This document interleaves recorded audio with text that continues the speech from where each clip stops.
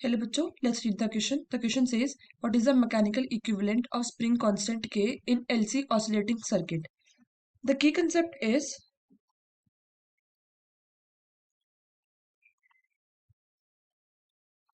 in LC oscillation circuits, energy in inductor और capacitor एक दूसरे के बीच में ट्रांसफर होती रहती है और ये प्रोसेस रिपीट होता है like oscillation. So the formula of the back voltage of the inductor V इस केस में होगा L di by dt, where L is the inductance of the inductor and I is the current flowing through the inductor. Also, voltage of the capacitor V dash is Q by C, where Q is charge held by the capacitor C and C is the capacitance of the capacitor. पहले हम एक diagram बना लेते हैं जिसके एक hand पे लगा हुआ है कैपेसिटर एंड दूसरे साइड पे लगा हुआ है inductor. Now let's say capacitance की वैल्यू C है और इंडक्टर की वैल्यू L है. अब हम मान लेते हैं कि Q टोटल चार्ज है कैपेसिटर में. सो ये ओनली चार्ज है जो कॉन्स्टिट्यूट करता है energy of the capacitor and this is the only charge that would oscillate between two capacitor and inductor.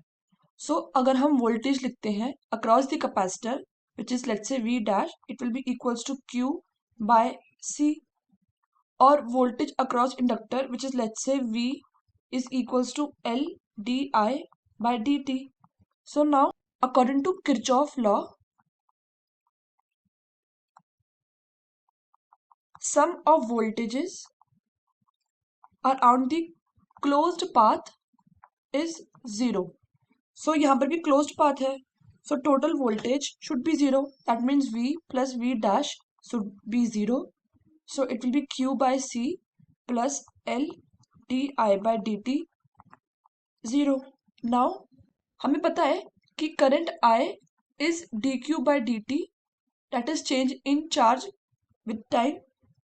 So अगर हम दोनों तरफ टाइम के रिस्पेक्ट में डिफरेंशिएट कर दे then it will be di by dt equals to d square q by dt square.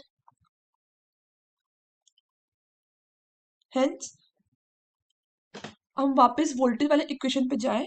So it will be q by c plus L d square q upon dt square equals to 0. अब जो harmonic motion का equation होता है it is k x plus m d x square upon d t square equals to 0. So अगर हम इसे और इसे कंपेयर करते हैं then that means k comes out to be 1 by C, where K is spring constant, X is displacement and M is mass of the body. Hence, the final answer is the mechanical equivalent of spring constant K is equals to 1 by C, which is option B. Hope you understood it well. Best of luck.